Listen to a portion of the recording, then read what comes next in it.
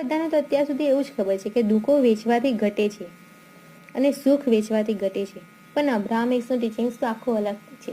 તે કહે છે કે દુઃખો વેચવાથી વધે છે, કારણ કે આપણે એક જ વસ્તુનું દુઃખ આપણે વારંવાર અનુભવીએ છીએ. જ્યારે પણ બધા સાથે મળી ત્યારે આપણે એની એ જ વાતો કરીએ છીએ, તો આપણે પાછા નેગેટિવ ઇમોશન્સ જ ફીલ કરીએ છીએ. એ દુઃખ આપણે વારંવાર અનુભવીએ છીએ અને પાછી એવી જ પરિસ્થિતિઓ આપણા જીવનમાં આવે છે.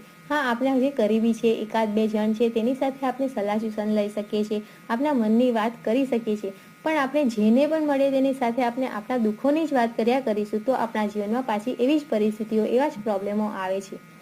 તો એ વાતનું ધ્યાન રાખીએ.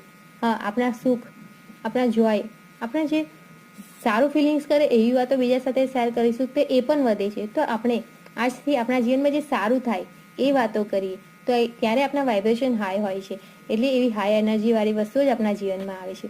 તો આ વસ્તુનું આપણે ધ્યાન રાખીએ.